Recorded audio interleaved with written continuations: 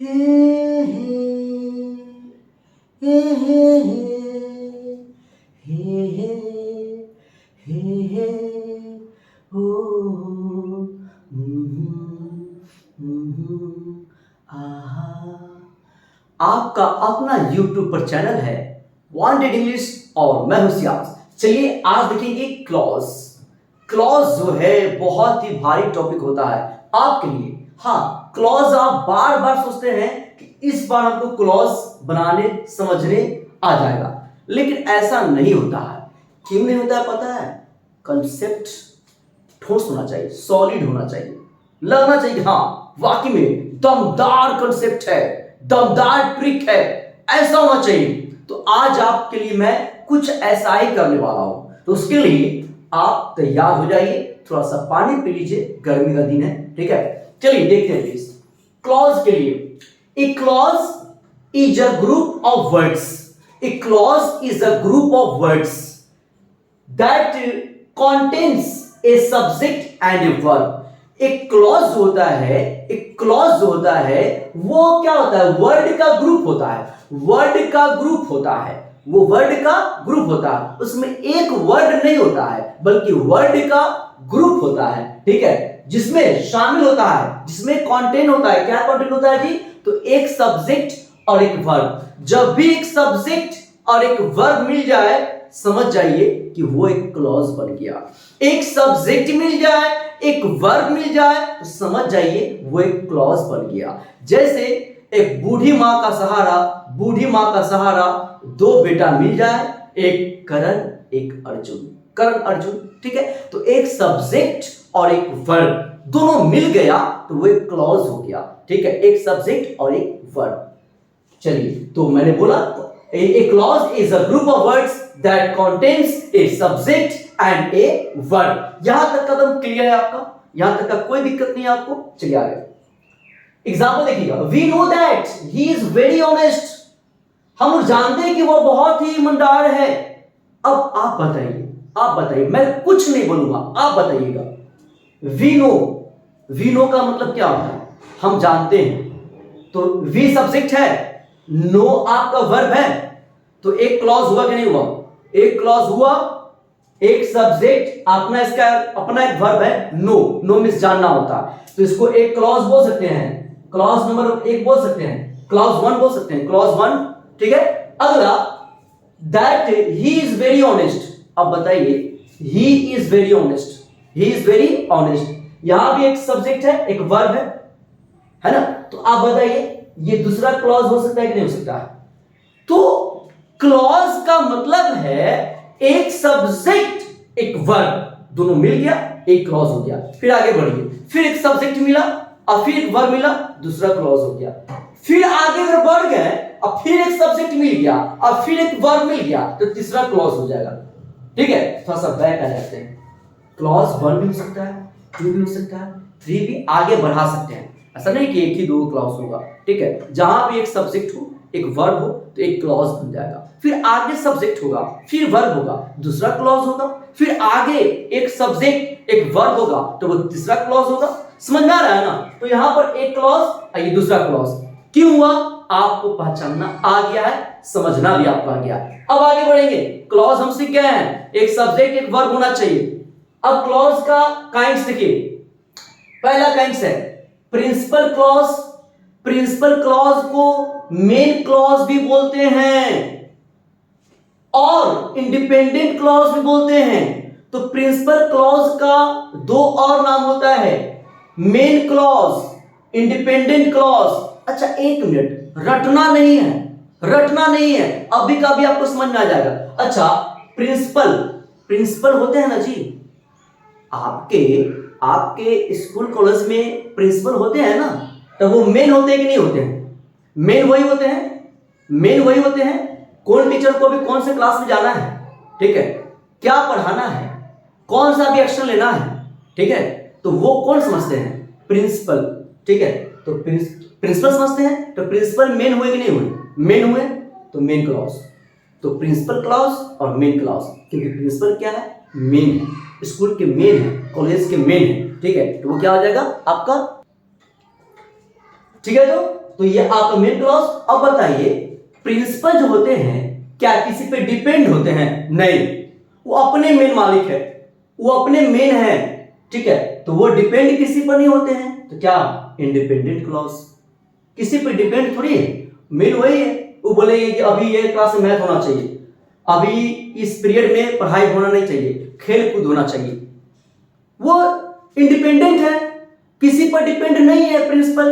तो हमको 3 नाम याद हो गया, प्रिंसिपल क्लॉज, प्रिंसिपल मेन होते हैं तो मेन क्लॉज, तीसरा ये किसी पर डिपेंड नहीं होते हैं तो इंडिपेंडेंट क्लॉज।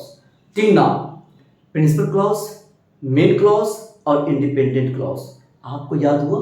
आप भी बोल के चेक कर लीजिए ना, आप भी बोल के चेक कर लीजिए, है ना। प्रिंसिपल क्लॉज, मेन क्लॉज और इंडिपेंडेंट क्लॉज, ठीक है। आगे बढ़ेंगे। दूसरा है सब ऑर्डिनेट क्लॉज, डिपेंडेंट क्लॉज। सब ऑर्डिनेट क्लॉज का नाम होता है डिपेंडेंट क्लॉज। इसका मतलब है ये किसी पर डिपेंड होते होंगे, किसी पर डिपेंड रहेंगे तो नाम पड़ जाएगा डिपेंडेंट क्लॉज। अच्छा एक बात बताइए, यहां जब आ गया इंडिपेंडेंट क्लॉज तो अगला डिपेंडेंट क्लॉज होगा, इसका मतलब तो किसको बोलेंगे? सब ऑर्डिनेट क्लॉज को क्या बोलते हैं? डिपेंडेंट क्लॉज, डिपेंडेंट क्लॉज, ठीक है। तीसरा है coordinate clause, coordinate clause, coordinate clause. अच्छा सबका एक ही का नाम बोलते हैं, पहला वाला नाम प्रिंसिपल क्लॉज, सब ऑर्डिनेट क्लॉज, कोऑर्डिनेट क्लॉज, ठीक है। और ये सब तो इसका एक्स्ट्रा नाम है, जैसे कि खिलाड़ी सब नाम होता है ना। रन मशीन तो विराट कोहली, हिटमैन तो रोहित शर्मा, बिग बी अमिताभ बच्चन, सुल्तान तो सलमान खान, है ना। किंग बॉलीवुड का बादशाह शाहरुख खान, ठीक है। तो इस टाइप से हम लोग क्या करते हैं, इसका नाम पड़ गया है, ठीक है। अब देखिएगा सबसे पहले देखेंगे कोऑर्डिनेट क्लॉज को। हाँ, कोऑर्डिनेट क्लॉज क्या होता है? कोऑर्डिनेट क्लॉज क्या होता है? तो कोऑर्डिनेट जो क्लॉज जो है वो उसमें कोऑर्डिनेटिंग कंजक्शंस होता है। हाँ, कोऑर्डिनेटिंग कंजक्शंस। अब कोऑर्डिनेटिंग कंजक्शन कौन सा होता है? हम सबसे पहले सीखने वाले हैं कोऑर्डिनेट क्लॉज। तो कोऑर्डिनेट क्लॉज सीखने के लिए, ये कोऑर्डिनेट क्लॉज सीखने के लिए आपका कोऑर्डिनेटिंग कंजक्शंस होगा। अब कोऑर्डिनेटिंग कंजक्शन कौन कौन सा होगा उसको हम देखने वाले हैं। देखिएगा, for and nor but or yet so as well as either or neither nor, ये सब पूरा का पूरा आपका कोऑर्डिनेटिंग कंजक्शन है। कौन कंजक्शन है? Coordinating conjunction. कौन कौन आप बोलेंगे, आप भी बोलिएगा। For and nor but or yet so as well as either or neither nor, ये सब पूरा का पूरा कोऑर्डिनेटिंग कंजक्शन है, ठीक है। अब थोड़ा सा कुछ ट्रिक से बात करते हैं, कुछ ट्रिक से। एक ट्रिक मेरे पास है, उसमें आपको लगभग 7 कंजक्शन याद हो जाएगा, इतना जो रटना पड़ेगा उसका ट्रिक है। फैन बॉयज, देखिए FAN, fan BOYS, boys, fan boys. F से फॉर, A से एंड, N से नॉर, B से बट, O से और, Y से येट और S से सो। तो for and nor but or yet so, fan boys. Fan boys याद रहेगा तो हमको ये कंजक्शन भी याद रहेगा, कोऑर्डिनेटिंग कंजक्शन। तो इतना तो हम ट्रिक से याद कर लिए, इतना मैंने ट्रिक से याद कर लिया। अब कुछ बच गया उसको ऐसे याद ना कर लेंगे, as well as either or neither nor, ये सब पेयर वर्ड्स है। As well as either or neither nor और फैन बॉयज, ये पूरा का पूरा कोऑर्डिनेटिंग कंजक्शन है। अब कोऑर्डिनेटिंग कंजक्शन का खासियत है ये हमेशा इक्वल रैंक को जोड़ता है, हमेशा इक्वल रैंक को, सेम रैंक होना चाहिए, बराबर होना चाहिए, इक्वल होना चाहिए। और कंजक्शन जब पढ़ते हैं तो कंजक्शन क्या करता है? जोड़ने का काम करता है। तो जोड़ने का काम करेगा ना तो इक्वल रैंक को, सेम रैंक को। जैसे मान लीजिए कि उधर नाउन है और बीच में आपका कंजक्शन है तो इधर भी नाउन होना चाहिए, नाउन नाउन, आप बीच में कोऑर्डिनेटिंग कंजक्शन सेम। इधर नाउन तो इधर भी नाउन होना चाहिए, इधर एडजेक्टिव है तो इधर भी एडजेक्टिव होना चाहिए, एडजेक्टिव एडजेक्टिव, और बीच में कोऑर्डिनेटिंग कंजक्शन। अगर इधर वर्ब है तो इधर भी वर्ब होना चाहिए और बीच में कोऑर्डिनेटिंग कंजक्शन। नहीं समझे? जैसे इधर नाउन रहेगा, इधर नाउन अगर आप लिखे हैं और बीच में कोऑर्डिनेटिंग कंजक्शन है तो इधर एडजेक्टिव नहीं होना चाहिए। अगर इधर आप एडजेक्टिव लिखे हैं तो इधर आपका वर्ब नहीं होना चाहिए, सेम होना चाहिए। हाँ, सेम होना चाहिए। नाउन तो इधर भी नाउन, एडजेक्टिव तो इधर भी एडजेक्टिव, वर्ब तो इधर भी वर्ब। समझ में आ गया ना? मैंने लिख दिया है noun noun, adjective adjective, verb verb, और बीच में कोऑर्डिनेटिंग कंजक्शन इक्वल रैंक को जोड़ेगा। अब आगे कुछ एग्जांपल दिखाते हैं। खाली बोलने से तो नहीं होगा कि इक्वल रैंक को जोड़ता है। इक्वल रैंक बराबरी बराबर करता है। यहाँ जो भी बराबर होगा है ना, जैसे कि नाउन को बराबर करिए, ठीक है। अब एडजेक्टिव का, वर्ब का तो खाली कहने से नहीं होगा, यहाँ पर प्रूफ भी करना पड़ेगा। तो प्रूफ करते हैं, देखेंगे प्लीज। देखिएगा, I am poor but honest. अब आप बता दीजिए, I am poor but honest, मैं गरीब हूं लेकिन ईमानदार हूं। तो आप बताइए, पुअर एडजेक्टिव है कि नहीं? पुअर एडजेक्टिव है, बिल्कुल है। ऑनेस्ट क्या है? ये भी एडजेक्टिव है। बट क्या है? कोऑर्डिनेटिंग कंजक्शन है। बट क्या है? बट क्या है? कोऑर्डिनेटिंग कंजक्शन है। कहां है बट? लिखो, देखिए बट यहां लिखा हुआ है ना। अब बट कौन सा कंजक्शन है? कोऑर्डिनेटिंग कंजक्शन है। और ये इक्वल रैंक को जोड़ता है, नाउन को नाउन से, एडजेक्टिव को एडजेक्टिव से, और वर्ब को वर्ब से। तो आप बताइएगा I am poor but honest, तो पुअर भी एडजेक्टिव और ऑनेस्ट भी एडजेक्टिव, इक्वल रैंक को जोड़ दिया, दोनों एडजेक्टिव। आपने देखा है, अपनी आंखों से देखा है ना। पुअर भी एडजेक्टिव, ऑनेस्ट भी एडजेक्टिव, और बीच में आपका बट है, और बट आपका कोऑर्डिनेटिंग कंजक्शन है। इक्वल रैंक को लिंक किया है, लिंक इक्वल रैंक को, ठीक है। अब आगे बढ़ेंगे। एक तो हो गया, इतना जो बोले हैं इक्वल रैंक को जोड़ता है, तो बता दिया आपको एग्जांपल में। कुछ और देख लीजिए, आइदर मोहन और सोहन इज ब्रेव, है ना। या तो मोहन है या तो सोहन क्या है? ब्रेव है, बहादुर है। अब आप बताइए, आइदर मोहन और सोहन, आइदर में मोहन है कनेक्ट और में सोहन कनेक्ट है, तो मैंने बोला इक्वल रैंक, तो मोहन नाउन है। मोहन किसी का भी नाम हो वो नाउन होगा ना। आपका नाम क्या है? आपका जो भी नाम हो, आप भी नाउन है, मेरा भी नाम जो होगा वो भी नाउन होगा। तो आइदर में नाउन कनेक्ट है, तो और में भी सोहन क्या है? नाउन है ना, है। इक्वल रैंक हुआ ना जी, सेम बोले ना, इक्वल बोले थे ना, इक्वल रैंक ले लिया ना। आइदर मोहन और सोहन, आपका जो भी नाम हो, आइदर मंगरू है ना, और गोलू, जो भी नाम हो रख लीजिए वहां पर, ठीक है। इक्वल रैंक हो गया। अब Mohan neither plays nor reads, Mohan ना ही खेलता है और ना ही पढ़ता है। अब एक मिनट, यहां adjective same, equal rank, adjective same, Mohan और सोहन नाउन, तो नाउन को नाउन से जोड़ा। अब क्या बोला? प्लेज खेलना, रीड्स पढ़ना, वर्ब है, प्लेज वर्ब है जी, रीड्स वर्ब है, तो वर्ब को वर्ब से जोड़ा। तो मैंने पहले बोला है इक्वल रैंक को जोड़ेगा, नाउन को नाउन से, एडजेक्टिव को एडजेक्टिव से, वर्ब को वर्ब से जोड़ के मैंने बता दिया, और सब में आपका कोऑर्डिनेटिंग कंजक्शन है, ठीक है। तो पूरा प्रूफ हो गया। अब आइए सब ऑर्डिनेट क्लॉज में। हाँ, सब ऑर्डिनेट क्लॉज तीनों क्लॉज है ना जी। प्रिंसिपल क्लॉज तो इजी है आपका, उसमें क्या होता है, वो किसी पर आपका डिपेंड नहीं होता है ना। एक सब्जेक्ट एक वर्ब होना चाहिए, ठीक है, और वो किसी पर डिपेंड नहीं होगा। अब आप देखिएगा, सब ऑर्डिनेट क्लॉज, सब ऑर्डिनेटिंग कंजक्शंस। हाँ, सब ऑर्डिनेट क्लॉज जब होगा तो उसमें कंजक्शंस आएगा, और वो कंजक्शंस कैसा होगा? तो सब ऑर्डिनेटिंग कंजक्शंस होगा। कैसा होगा? तो आप बोलिए सर अभी बताएं कोऑर्डिनेटिंग कंजक्शंस, अब बता रहे हैं सब ऑर्डिनेटिंग कंजक्शंस। हाँ, तो याद कर लीजिए, ये आपका पूरा का पूरा कोऑर्डिनेटिंग कंजक्शंस है, और ये आपका पूरा का पूरा सब ऑर्डिनेटिंग कंजक्शंस है। कौन कौन है देख लीजिए, that, if, as if, whether, until, till, unless, lest, when, where, because, since, before, after, while, ये पूरा का पूरा सब ऑर्डिनेटिंग कंजक्शंस है, ठीक है। और ये जहां भी लगा रहेगा वो क्लॉज का नाम होगा सब ऑर्डिनेट क्लॉज। हाँ, सब ऑर्डिनेटिंग कंजक्शंस ये जहां भी लगा रहेगा वो आपका सब ऑर्डिनेट क्लॉज होगा। अब वो कौन कौन है देख लीजिए, that, if, as if, whether, until, till, unless, lest, when, where, सब देख लीजिए ना, ठीक है।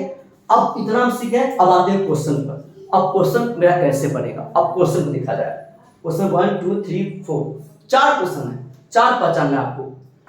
I hope that they will succeed, I hope they will succeed, मैं आशा करता हूं कि वे लोग सफल होंगे। नहीं, अब आप बताइए आई होप ये जो है I hope, I subject hope verb, तो ये किसी पर डिपेंड है। अगर यहां से हम हटा देंगे, यहां से एक minute that they will succeed, यहां से हम पूरा हटा देंगे तो आई होप का अपना एक मतलब निकल रहा है, मैं आशा करता हूं, और ये किसी पर भी डिपेंड नहीं है किसी पर डिपेंड, आई होप मैं आशा करता हूं।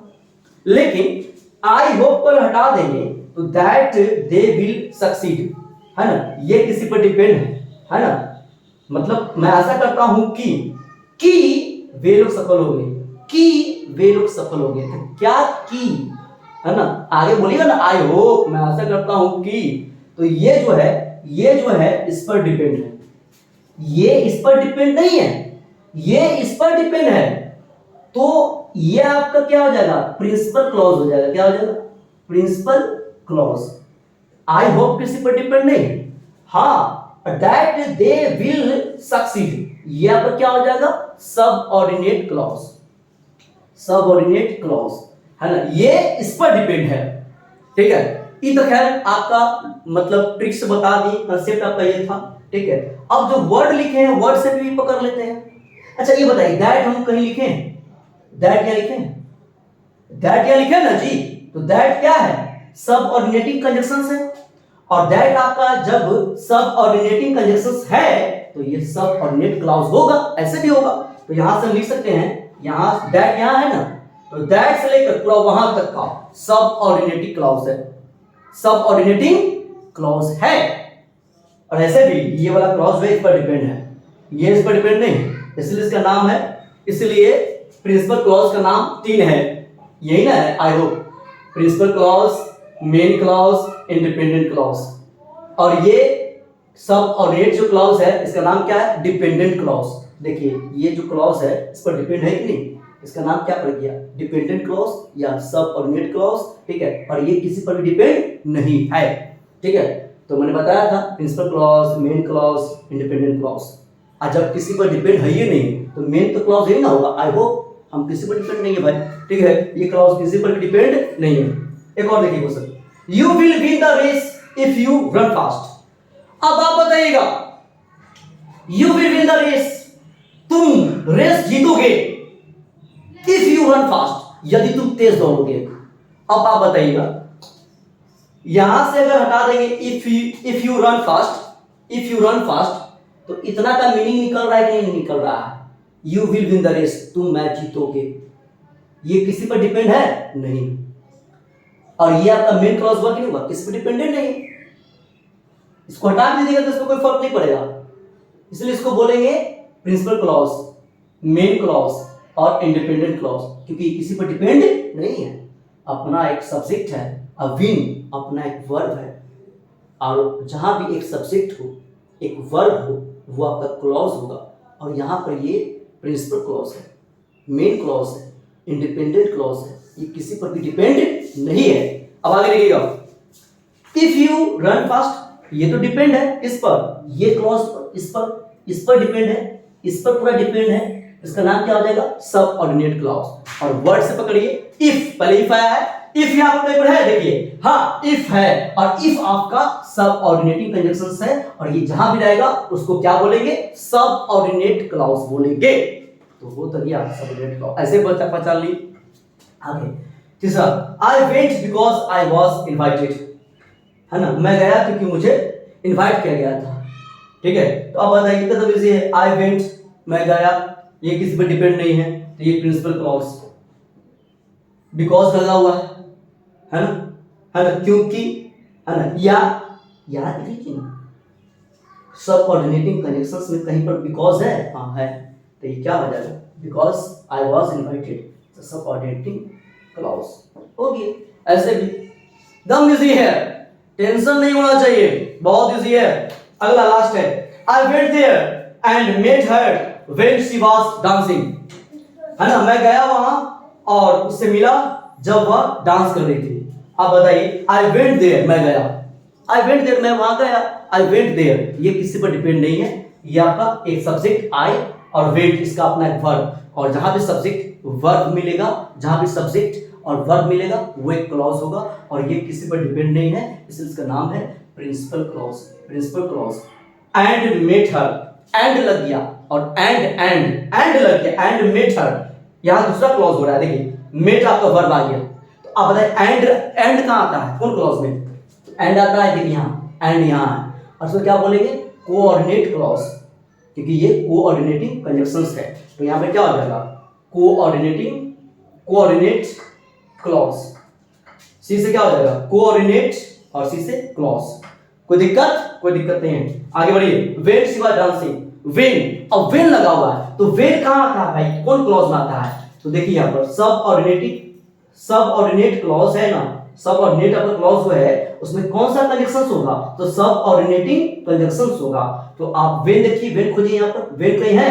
वेन कहीं है जी? वेन देख लीजिए, हाँ वेन यहाँ है, और वेन आपका सब ऑर्डिनेटिंग कंजंक्शंस है, और उसको क्या बोलेंगे? सब ऑर्डिनेट क्लॉज बोलेंगे। तो आपका ये क्या हो जाएगा? When she dancing, when she was dancing, when she was dancing, ये आपका क्या हो जाएगा? सब ऑर्डिनेटिंग क्लॉज, सब ऑर्डिनेटिंग क्लॉज। तो एक ही देख रहे हैं ना, एक ही सेंटेंस में आपका कितना क्लॉज आ गया? एक क्लॉज, दो क्लॉज, तीन clause, principal clause, coordinate clause और सब ऑर्डिनेट क्लॉज। चलिए अब इसका स्क्रीनशॉट लिया जाए। चलिए तो आज के इतना ही। वीडियो को शेयर बिल्कुल करेंगे, आज तो आपको शेयर करना ही पड़ेगा, वीडियो को आज शेयर करना पड़ेगा, चाहे वो इंस्टा पर करिए, आप व्हाट्सएप पे करिए, व्हाट्सएप ग्रुप में करिए, लेकिन करना पड़ेगा आज, क्योंकि इतना अच्छा से मैंने वीडियो बनाया है ना, इतना बढ़िया से कॉन्सेप्ट लिखा है, एग्जाम्पल लिखा है, और आपको समझाया भी अच्छा से। इसलिए तो आज के लिए इतना ही। जय हो, जय हिंद।